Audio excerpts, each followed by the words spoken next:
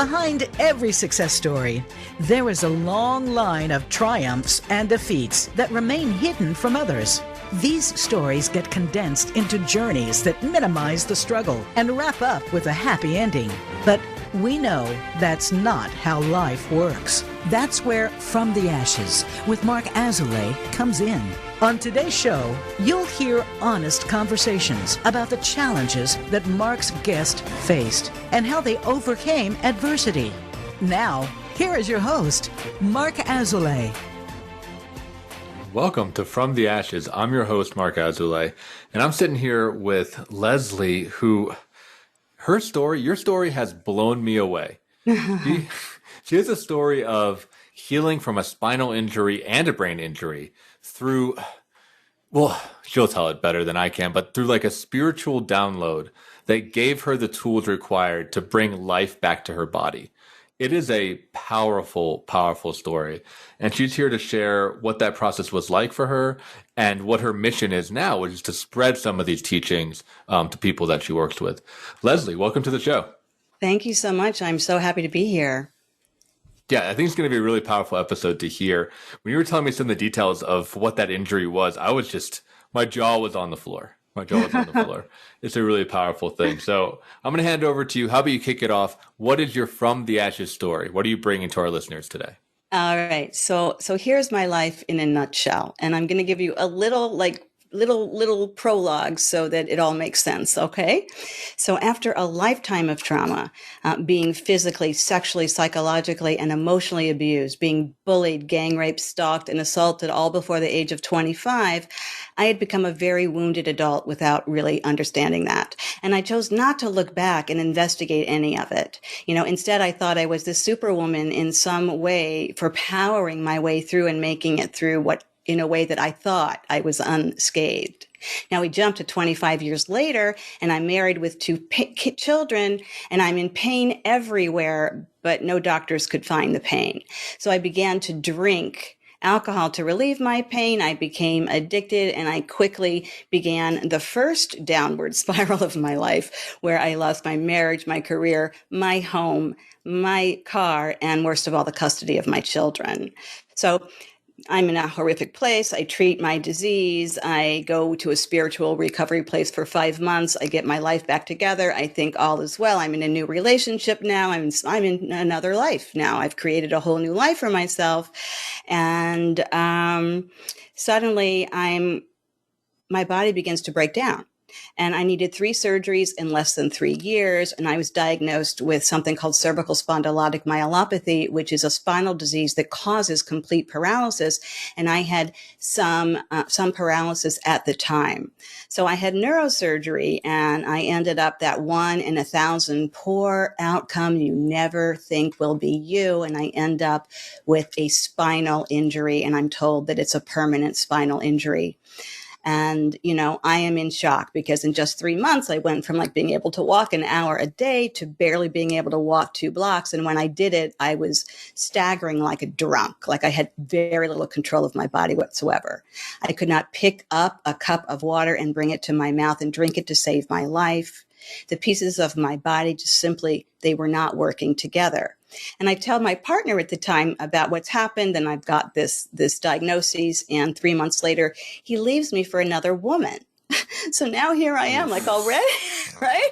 Already, I'm bedridden with 24-hour care. My partner leaves me. He was my primary caregiver and my financial provider at the time. I'm not knowing how I'm going to make it through the next day of my life. And this extra stress causes a brain injury. Yes, we can have brain injuries simply by having horrific, life-altering traumas really close together. That is how it works. And so now I've lost all sensation in my entire body. I had no indication that my head was attached to it. And to give you an idea of what that felt like for me, if you can imagine, I felt like my head was on a pole, like in a parade, and somebody else was holding the pole and waving it back and forth. And that of course, was me walking, but I had no idea that I had a body that was walking, if you can even imagine what that's like. I could feel nothing below my neck that told me that I was alive. No, I had no pain, no sensation. I could not feel gravity. I could not feel the ground under my feet when I took a step. I could not feel my own heart beating. I could not feel the rise and fall of my own breath. And my doctor then says to me, you are permanently disabled for life with no chance of recovery. Your life is over as I know it. And I'm sitting there with a friend of mine and I'm stunned. And I looked at him and I said, well, what do you mean? When is life going to be over as I know it? When is that going to happen? And he said to me, it's already happened.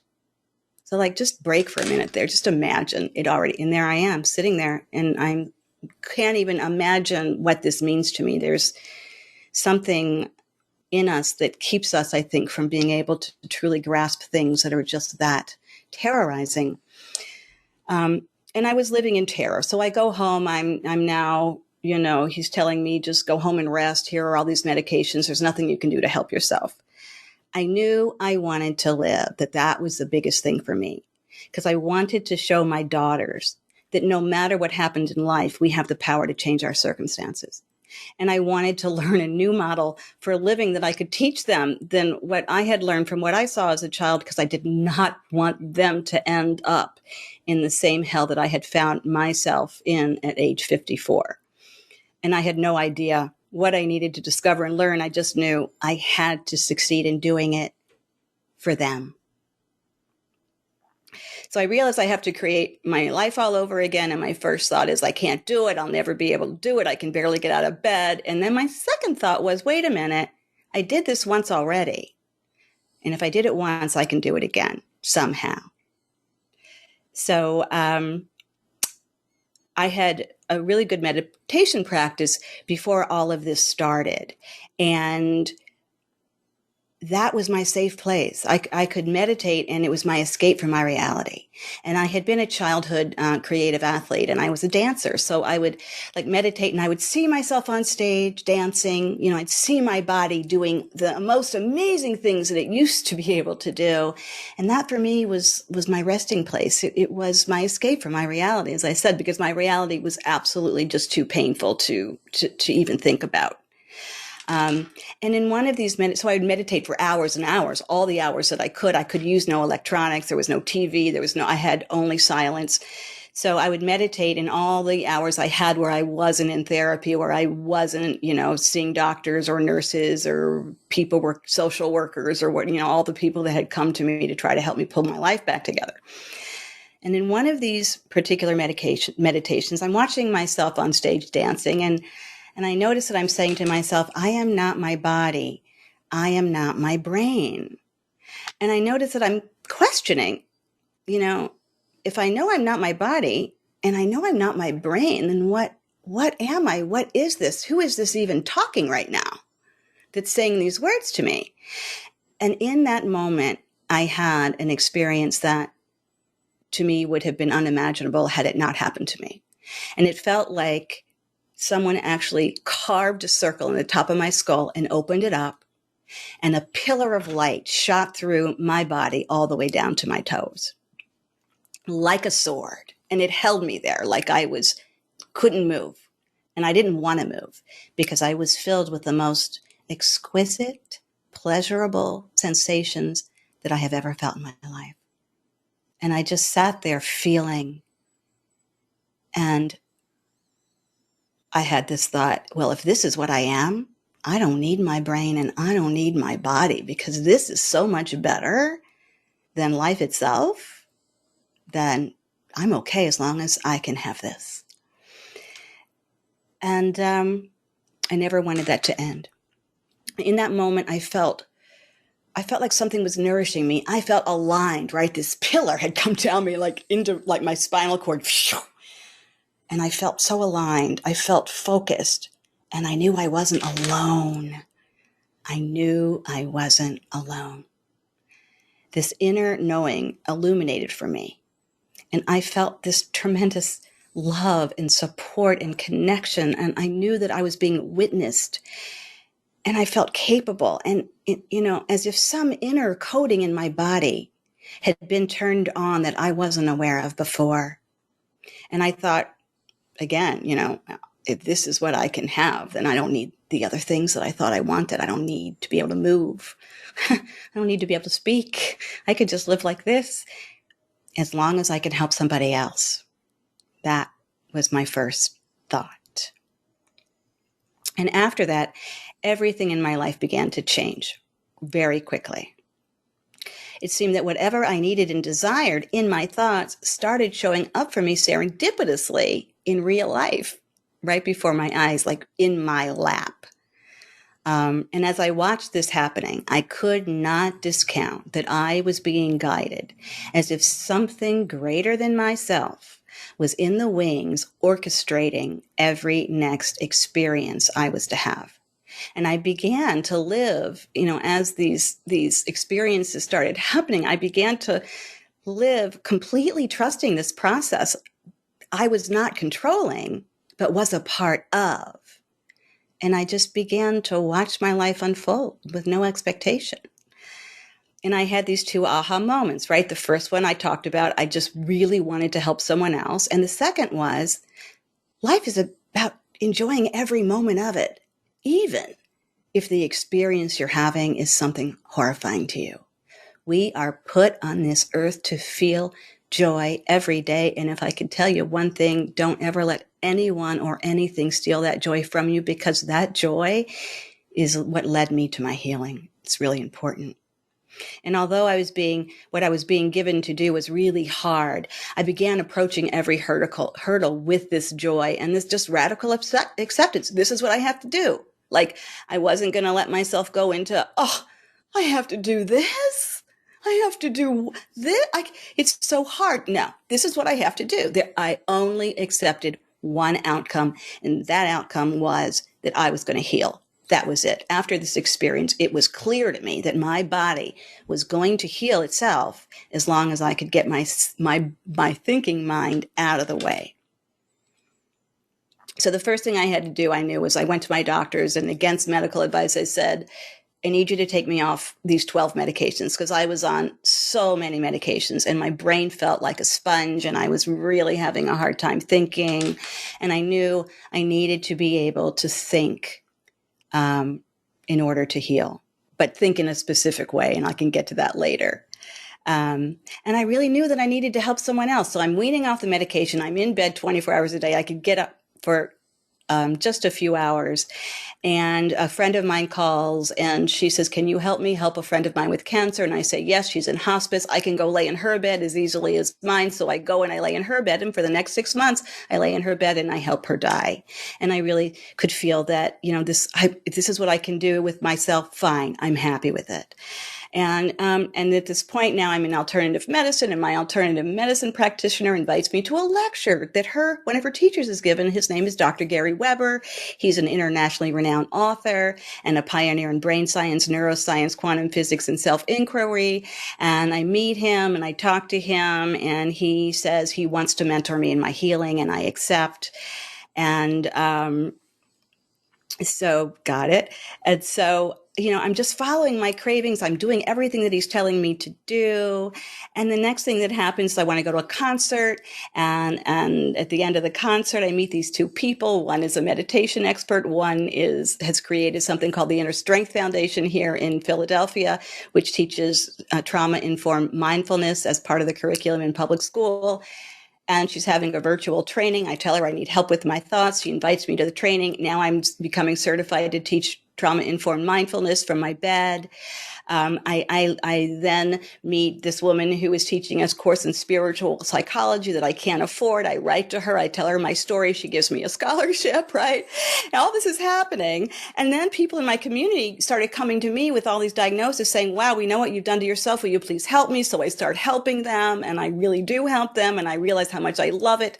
And I realize I want to make it a business. So I sign up for this business course. And in this business course, I meet a woman who connects me, Mark, to a friend of yours.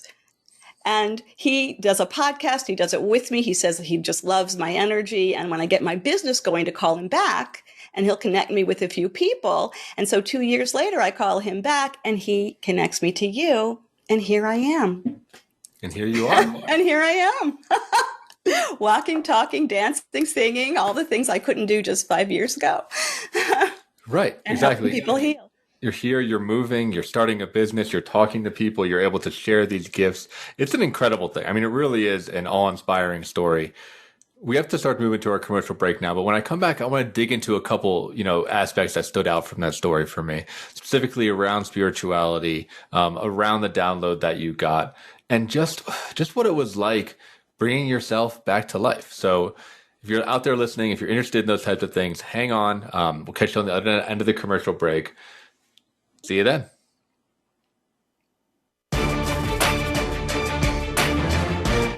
Become our friend on Facebook. Post your thoughts about our shows and network on our timeline. Visit facebook.com/Voice America. In Mark's work with high performers and business owners, it is becoming increasingly clear to him that their biggest obstacle to success is themselves. They are experts in their field, but are dragged down by their anxiety, poor time management, inability to focus, or self-sabotage. His role is to help you overcome these emotional and organizational issues so that you can truly excel in your business and your personal life. One of the most common hurdles that he sees is perfectionism, a crippling anxiety around performance.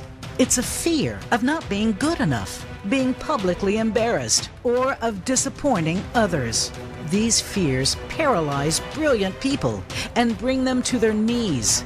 This course will help you to break free from this mental prison and have more agency in your world. In this online course, we will break down the prison of perfectionism so that you can break out of it. For more information and to sign up, visit mark-azulay.teachable.com. That's Mark, MARC-Azulay, AZOULAY.teachable.com. Where can you listen to some of the world's top life coaches ready to dish out success tips and entrepreneurial guidance? The Voice America Empowerment Channel will do just that. Whether it's personal growth, building a better business, or inspirational life stories, make it a daily habit to tune into our programs. From weight loss and personal branding to law of attraction and increased happiness, you'll find it every day at voiceamericaempowerment.com. The Voice America Empowerment Channel. It's your world. Motivate, change, succeed. Our thoughts and feelings not only affect our own lives, but the lives of everyone around us. Find new meanings of love, authentic expressions, and better connections with the people in your life. Tune in to Love Light with Dr. Jean Marie Farish. This program will feature guests and discuss ideas that will bring a better life to you. When you find this perspective on love, it will change everything. Listen live every Friday at 12 noon Eastern Time and 9 a.m. Pacific Time on the Voice America Empowerment Channel. It's your world. Motivate, change, succeed. VoiceAmericaEmpowerment.com.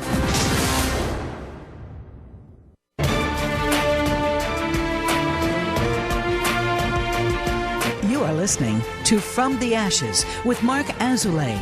To reach the show today, please call 1-888-346-9141. That's 1-888-346-9141. Or send an email to podcast@mark-azulay.com. Now, back to From the Ashes. Welcome back to the show. I'm your host, Mark Azulay, and we just heard a powerful, awe-inspiring story of a woman who went from, maybe the most rock bottom we've had so far on this show, being able to move, being unable to be coordinated, being unable, losing your relationship, right? Your children at some point. There's so much just ashes, right? There's just so much ashes in this story of how dark it got. And then having what I can only really describe as like a divine intervention that brought back the light into your life. And that's the aspect of the story that I think truly does make it unique and makes it stand out from some other guests here. So I had a question for you around that experience of experiencing that pillar of light, that sword, as you described it. Had you always been a spiritual person, or was this your first experience with a mystical realm? So no, I had not always been a spiritual person. And this is why I kind of started out with my whole alcoholism story, because to recover from that, I did it in a spiritual way through Toltec shamanism. And that is when I became spiritual. That is when I started to understand a spiritual element in life that we can connect to. And I began to kind of strengthen my own muscle of spirituality.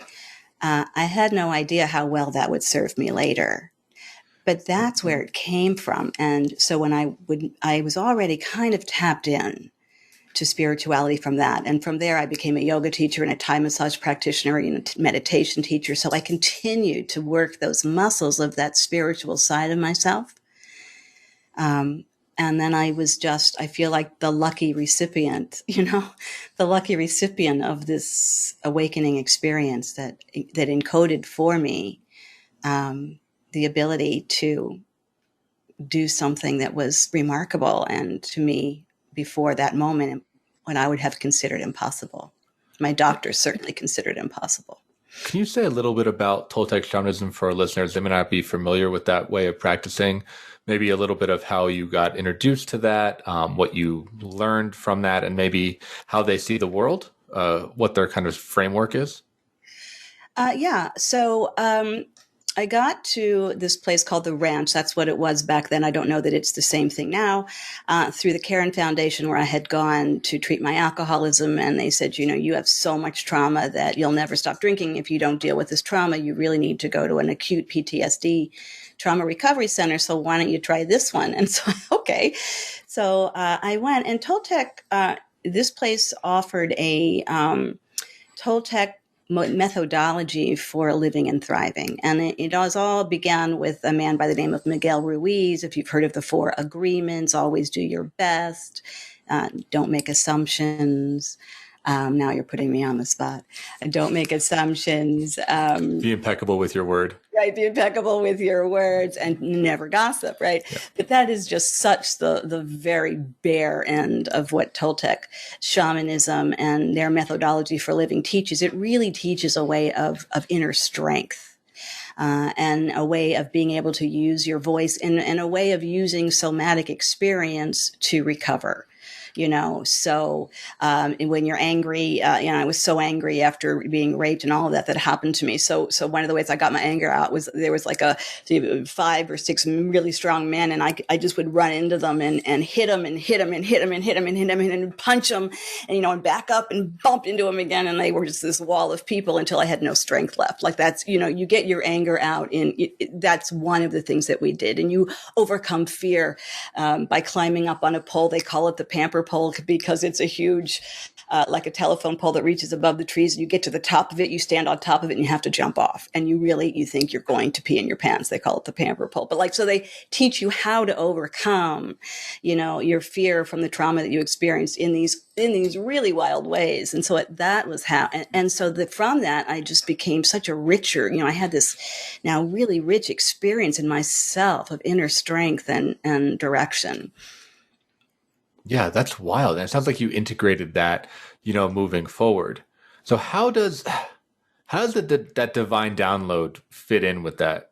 How does that change? I guess the question that I have, right, is like, I haven't had experience like that. I mean, I've had psychedelic experiences, but those are definitely not the same. I haven't had a divine experience like the one you're talking about. But I would imagine having that would change your entire perspective and view on the world, the universe, reality. I mean, everything. I mean, how can anything be the same after that?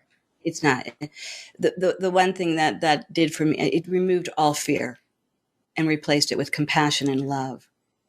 And understanding and knowing that there is a force out there that's really supporting all of us, whether we recognize it or not. It's there. And for me to know it's there, I don't have to be afraid of what happens next, whatever it is. Because I know that I will be able to come through it because I am tapped in. Something came to me and said, you're tapped into me, just stay here. So I make a practice every day of staying tapped in, because I never want to lose the connection I now have. That is more important to me than life itself because it is life. It is the direction I want to take in life. I really believe that, I told my dad when I was a little kid, Dad, I was put on this earth, to give a message to the world. And he thought I was a dreamer and crazy. But, I don't think so. I think that all these experiences happened to me for a reason. And that my message is exactly this message that I'm giving you right now, that we can overcome and heal so much that nobody is destined, to be in a place that they don't want to be. We all have so much power. And let me show you how I got mine so that you can, attach yourself to yours. This to me is my message. And my whole life purpose now is simply sharing what I know and the passion for what happened to me so that I can bring others to the place where I am. Yeah, I think that's very inspiring. And I get curious of, just if I'm putting myself in your place, right? When you got these injuries, you can't coordinate, you can barely move, right? You said you couldn't hold a glass in front of your face. Where did that kick of motivation come from? Because I have to imagine, and this is maybe a little dark, but I have to imagine that there are people that are thinking about ending it, right? That don't think there's a purpose of living, that just succumb to the darkness, right? They get taken by that atrocity, really. But your story is very different. And I get really interested in where did that threshold moment happen for you? In my darkest moment, the one thing I absolutely knew with certainty is that I wanted to live, but I didn't want to live the way I was. And my determination came in because my children, there's something called transgenerational trauma. I had experienced so much, and I knew that I had passed it on to them with all of the education that I had done. And it was so important to me that I would have the opportunity to teach them a different way of being so that they didn't turn out like me. They were my motivation to create something for myself that would be miraculous. I did it all for them. I did it all for them. Yeah, and how are they doing now? What's your relationship like with them now that you've come out on the other side? Well, one of my daughters tells me that out of all the adults that she knows in her life, I'm the one she respects the most. She's can't believe what I've been able to accomplish. They're wonderful, but they are my children. And as much as I know, they are my children, and I am mom, and they're in their 20s, and they don't really want to learn from me. But one of these days they will. Yeah. I'm still mom. I'm mom more than some figure to them. But they do learn by osmosis, right? They spend time with me, and they love spending time with me, and I teach them so. And they're doing great. And they will continue to do great with me on their side, and with this other force that I know is on their side as well. Right. And just you don't need me to tell you this, but it's you being more present and more healthy and more conscious, right? Can be just the modeling, right? Being able to be there for your children is huge. And it sounds like they really do feel that. Yeah. And, they didn't want to be around me. That was very frightening for them to see their mother the way that I was. So it's taken a lot of time and repair. So luckily, we're all doing great. Thank you so much for asking. Yeah, because they went through the whole journey with you. They avoided a lot of it. They had to, because I couldn't parent at all. They lived with my ex-husband. I really didn't see them for a long time. I had lost my ability to even speak. So it was a really dark time. You got out of it. And where my mind goes next is you talked about some of these exercises that you did and how you started visualizing yourself dancing. Were there other things that you were doing to, bring your neurons back online or get connection or stay sane? Maybe, right? Because you also said that you're just there, right? No electronics, no distraction, no nothing. It's just you and your body. So Gary Weber is my savior, because he is the one that introduced me to the first step of healing, which is something we don't recognize in our culture very much, and that is touch. We have to touch. It can be we touch ourselves. I had no heartbeat, and I couldn't feel my own self breathe. And so he said, you need to find someone else who you can lie with, where you can put your ear to their chest and hear their heartbeat and feel the rise and fall of their chest, and let your body be informed of what that feels like, and kind of start growing a spark. It all starts with a spark. It's a lot of conversation for a very short period of time that we have, but It starts with touch and what we have to do, or what he taught me to do, and what I did do, and what it worked for me, is reconnecting with sensation and allowing our thinking mind to step back and stop controlling things, and following our sensations and our cravings, like you're pregnant, and giving the body exactly what it needs when it needs it. We have to prove to our bodies that they're safe with our own minds, because we punish ourselves with our minds. And when we do that, our body turns the other direction. It really does. And that's where illness and disease and psychological illness comes in. So there's so much that goes into this type of recovery, but all of it, the moment I started to feel so much better that whatever I was asked to do, I gladly did, because it was taking me every day a further step away from the terror in which I was living. So did you find someone to lay with, or did you listen to your own heartbeat? Yeah. I did. I mean, if you really want to know, I did. I went to a male friend of mine and I said, who do you think can go on this journey with me? My teacher is telling me I need to find someone who will lay with me, who will let me fall asleep in their arms and be there when I wake up, and help me feel safe. And we did. We found someone who had the time to do it and who was really emotionally intelligent. And this man was a big piece of my recovery in that way. Yeah, it's such a vulnerable place to be. I mean, I can't even imagine just being held, right? Held and just feeling the breath and feeling the heartbeat, where you said you're at rock bottom, right? You can barely even move, and you have this person holding you. If I laid on my back, I couldn't turn on my side or anything. I mean, like, this person had to move me for me to move.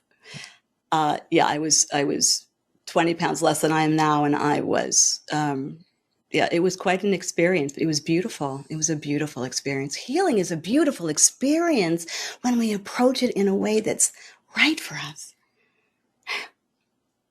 And how do you know what's right for you? I guess that's the big question, right? Because it is different for everybody. Your sensations always tell you.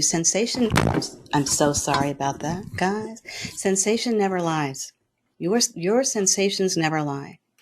And when we allow our sensations, that's our inner intelligence, the inner know-how, right, the Deepak Chopra talks about. That's the language in which it speaks to us. And when we follow that, which is what I did, then we can create unimaginable change. We just our thinking minds have to get out of the way. 95% of our brain is involved with this inner know-how. 5% of our brain is our thinking mind. Think about that. So when you give the other 95% of you a chance to lead the way, and we let the mind get out of our way, that's when we reach unlimited possibility and unimaginable change. Yeah, I certainly agree with that. I work with a lot of people that struggle with anxiety or workaholism or, just a lot of neurosis, right? And once they get through all that, which can take years, they get to this place where it's like, oh, wow, now I have to learn how to listen. And there's a lot there for people. I think, I was going to say particularly for men, but I think everyone is emotional, but I think men were trained not to feel any of that or listen to any of that. So when that emotional world opens back up, there's a sense of like, oh my God, there's a floodgate of experiences, memories, associations that I didn't even know were down there. And for a lot of guys, it's terrifying. It's absolutely terrifying to start to listen to what's going on inside of them. It is. And traumatized people, they can't listen either. So we have to reconnect with all of that. And so many people are afraid to do it, but there's really nothing to be afraid of. That's where peace is. When we connect, that's when we find our peace, our health, our ability to connect with people, our love, right? Absolutely. Find it all. It's in that subtle experience and in that slowing down. So we're going to continue the conversation when we come back from the commercial break. For those of you listening out there, if you want to hear more, advice, some more techniques, some more exercises, ways that you can bring more of this experience into your life, if you want to learn from Leslie, stay tuned. And if you want to contact her, you can reach out to the podcast. Our email is podcast@mark-asley.com. We'd love to hear any feedback that you have. If you want to have her back for another show, what you're liking about the show so far. Any support that you give us really helps this podcast get off the ground and keep getting renewed season after season so we can bring on, incredible guests like her. So stay tuned and we'll catch you on the other end of the break. We're making it easier to listen to the Voice America Talk Radio Network live wherever you go on iPhone, BlackBerry, or Android. Download it from the Apple iTunes App Store, BlackBerry App World, or Android Market. In Mark's work with high performers and business owners, it is becoming increasingly clear to him that their biggest obstacle to success is themselves. They are experts in their field, but are dragged down by their anxiety, poor time management, inability to focus, or self-sabotage. His role is to help you overcome these emotional and organizational issues so that you can truly excel in your business and your personal life. One of the most common hurdles that he sees is perfectionism, a crippling anxiety around performance. It's a fear of not being good enough, being publicly embarrassed, or of disappointing others. These fears paralyze brilliant people and bring them to their knees.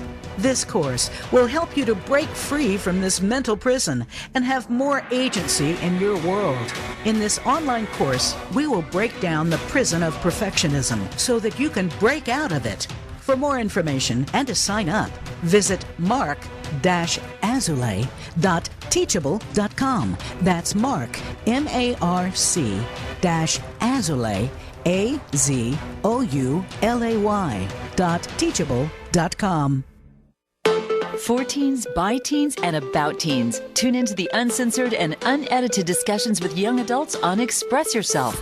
Every Sunday at 3 p.m. Pacific Time and 6 p.m. Eastern Time on the Voice America Empowerment Channel. Smart, tenacious teen hosts and reporters from around the country speak up and speak out. Express Yourself. Visit the website for the show to find out more at expressyourselfteenradio.com. And check out the show on the Voice America Empowerment Channel every Sunday.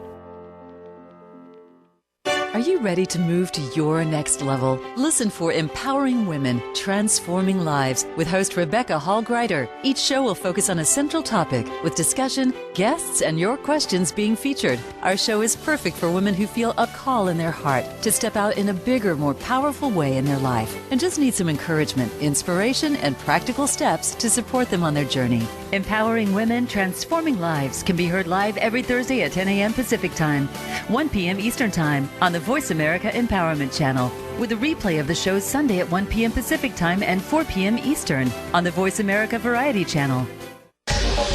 Get the news on our shows and other happenings by following us on Twitter. Find us at Voice America TRN or twitter.com/Voice America TRN.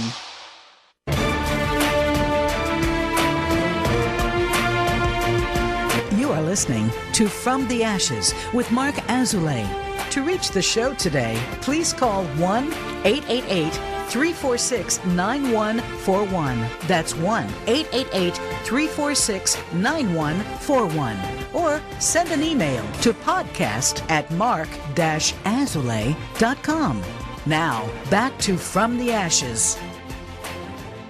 Welcome back. I'm your host, Mark Azulay, and if you've been tuning in and you're inspired by Leslie's story of coming from, like I said, the lowest rock bottom that we've had, I think, on the show, to a place of healing, spiritual connection, and giving, really, trying to give this message out to people, I would love to hear from you, Leslie, what someone can do to start to ignite that spark within them, to start to tap into their own body's innate healing, to start to listen to what their body needs.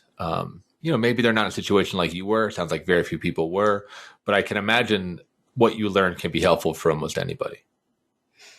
Okay, that spark. So, when we are a fetus in the womb, there's something called life force, and it really is a spark. It's really a scientific fact. So we really do have this life force inside of us. How do we reconnect with it when we feel so dark inside? We picture there is a spark somewhere, and we start to internalize using, our imagination. Imagination is a major key for healing. And we start to imagine in the darkness of our thoughts or our bodies a simple spark, and we start to grow that spark, grow it up, grow it down, grow it one direction and another until it starts to illuminate something else within us, because none of us deserve to live within the prison that trauma creates. And it does create a prison. our bodies change, our brains change. That's our hardware and our software. And we've got to change the hardware, our bodies, if we're going to apply what we learn. That's why so many people fail in recovery, because you learn so much, right? But if your hardware is outdated, it can't use the software. It's like if you have a 20-year-old iPad and you're trying to run some new program on it and it doesn't work, and you're like, well, why doesn't this work? Well, it's because the software is outdated. We have to update our software, right? We have to. The way that we do that is by creating through that spark. We have to learn how to create safety, love, and connection for ourselves within ourselves. And one simple way to even try this at home is, we start to create that actually through the spinal cord. So this innate intelligence that we have, it's developed way before the first spoken word. It's developed in the womb way before we have the ability to think. But our bodies have this intelligence, and our body learns trust and safety and connection through the spinal cord connecting to the side of the womb. Okay, so we can recreate that, and this is all been studied by a doctor named Dr. Eileen LaPierre, who I've worked with, by making a nurture nest. You can lie in bed, you take a heating pad, you put it along your spine, you put some pillows. If you don't have another person, if you don't have a husband or a boyfriend or a child or a friend who will lie with you, you can recreate that for yourself. You put pillows behind that heating pad. You could put a heating pad also behind your neck. You're going to give your body the feeling of safety. And when you're there with that heating pad and that pressure behind you, your body will begin to recognize the feeling of safety, and it starts to change itself. And the safer our bodies feel, then we can change the neurobiology. We can change the chemicals that our body is producing, and we can start to turn on all the healing chemicals that bring us back to life. When we're nervous, when we're angry, when we're resentful, when we're grieving, when we think we're doomed, we're creating chemicals that injure us, that take us further away from where we truly want to be. So we've got to start with our body. That's the key. And I call this somatic reinvention, because what we're really doing is we are creating new neural pathways to replace the ones that have been altered by trauma. And that is a reinvention of the bodies that we are. And once our bodies can recognize again what safety and connection and support and love is, then suddenly we can connect that intelligence with everything that we've learned, because intelligence forms a loop. We used to think we thought from the mind down. That's what science told us for many, many years, but it's not true. Now science tells us that we think from the mind down, and from this innate intelligence, this inner know-how, up in a loop. And we've got to connect both of those kinds of intelligence together in order to truly heal and thrive in life, to create that unlimited possibility. I think there really is something to that. The psychoanalytic world, which I'm a part of, would call that pre-verbal experience and pre-verbal trauma, right? It's how do you heal something that happened before you could talk? How could you heal something that you don't have words for? And the body and somatic is really the way to do it. I think you're spot on. With all that recovery talk, I've been guilty of it, of thinking I had figured everything out, right? I could do everything through my mind. If I just thought or felt a different way, everything would be fine. But it's like, no, I need to actually, get into shape, get coordinated, heal the body, heal the trauma that's in there, do yoga, do personal training, do physical therapy, whatever it takes.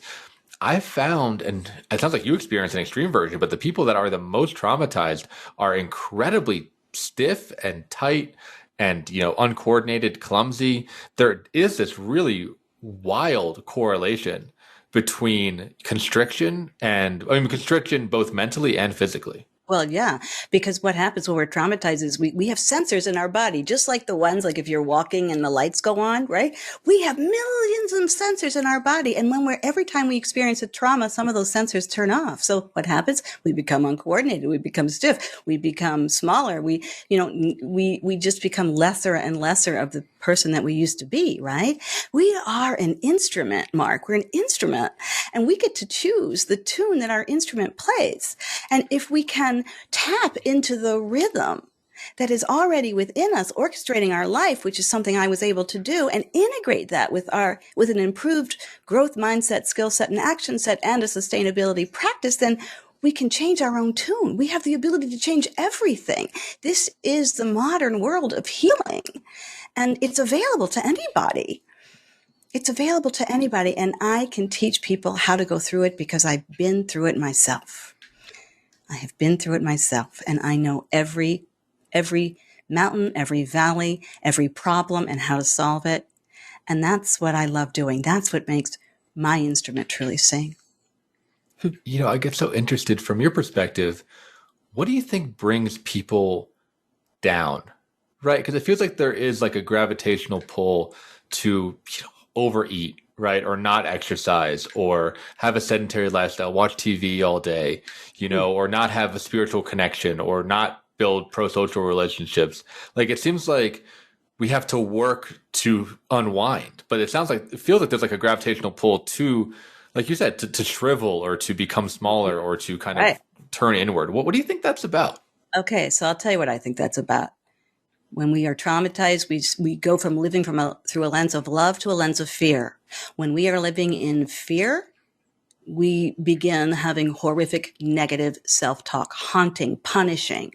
That haunting, punishing self-talk is what causes us to self-sabotage. It's what causes us to overeat, right? It's what causes us to do all the things that we really don't want to be doing to ourselves, but we can't stop. We get addicted to it. And because it's so painful, then what do? We watch TV. We get addicted to things, gaming, television, computers, whatever it is, just to get rid of the self-talk. So it's this downward spiral of going from living from love to fear to really negative self-punishing talk, which leads to self-sabotaging action, which leads to give me an escape from this painful place I'm in.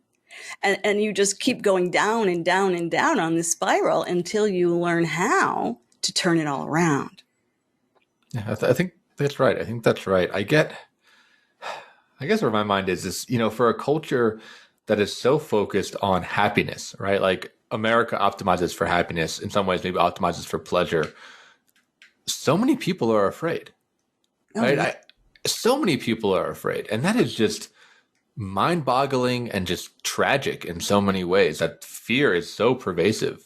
Oh, yeah. And in everybody. And that pleasure, we think we're pleasuring ourselves when we're eating that bag of potato chips because it's that immediate gratification, right? But that's not really pleasure, is it?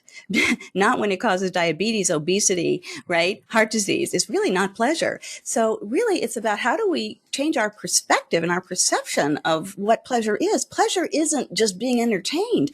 Pleasure is self-care. Pleasure is making yourself feel good. And so many of the things that we consider to be pleasurable don't make us feel good. Shopping, yeah, we love to do it. It feels great right up until we have maxed out all our credit cards. That doesn't make us feel good. So play that video a little bit further along and see where is it you really want to end up. We've got to redefine as a people, as a species, what pleasure is. Right. I agree completely. Right. It's this idea, I get really freaked out of people that identify as hedonist or that identify as kind of that short term only. And I think we do have a very hedonistic culture of just like excess, indulgence, drugs, potato chips, TV, video games, whatever it is. There's a sense of like, get the dopamine flowing as much as possible. And who cares about the outcome? Who cares about the end? And I agree completely. I think real pleasure comes from, like you said, feeling strong, coordinated, being really deeply connected with people, moving slow, right? Having a spiritual practice. But it feels so different than I think what we've been conditioned to associate with happiness or with joy. Right. And that who cares what happens next, this feels so good, is really us abandoning ourselves. We are abandoning ourselves when we do that, which I think is an amazing thing. And one other thing that's important to note is that, traumatized people, we can feel like we're so powerless. I was there. I know. I felt so powerless. But we're really very powerful. Look what we have gone through, and we're still living and breathing, right? But we get addicted to that feeling of powerlessness. And what is that feeling? It's sadness, it's grief, it's guilt, it's shame, it's remorse, it's fear, it's resentment. Then it becomes hate, it becomes blame, it becomes anger, and then we get a rush out of that. So we want to feel the rush. And we think, oh, well, as long as I stay angry, I'll have the power, to do what I need to do. That's why it's so hard to give those things up, because in some way we feel that is what's making us powerful. But the truth is that it just keeps us stuck and stalled on that hamster wheel of suffering and self-destruction that we were just talking about. It takes so much energy to feel those things. And when we give them up, then we're allowed to be fluid. And it takes so much less energy to be fluid. It takes so much less energy to control everything, to not control everything. So if we can go from feeling like we've got to control everything to be safe, no, let's be fluid and see what happens. Then that's when we truly find our power. Isn't our fluidity? I mean, that's a great takeaway. That's a fantastic, I think, message for people to hear. It makes me think one of my Buddhist teachers, Chogyam Trungpa Rinpoche, said that the absolute hardest emotional state to break is righteous indignation. Yeah. And that is everywhere today. And that's what I think about when you laid out that pathway. So, exactly. Leslie, thank you for being on the show. We're near the end. Can you let people know if they want to learn more about you, about what you offer, where can they find you out there? Oh my God, absolutely. So my business is called evolvebeyondtrauma.com. You can reach me there. You can send me a message. I have 3 really great programs. One is Somatic Reinvention. It's an 8-week program. I can show you exactly what to do to be able to reconnect your body in the same way I did, that Gary Weber taught me along with others. I have an Evolve Inner Circle group that's just, hey, let's have a conversation about all this stuff. And then for those people who do the Somatic Reinvention, they can move on to Conquer Your Trauma, Master Your Life, which is creating that growth mindset, skill set, action set, and sustainability set with me holding your hand all along the way. Great. Thank you for being on the show. We'll hopefully have you on a future episode. And thank you, listener, for tuning in, sticking with us, and I'd love to hear what you think.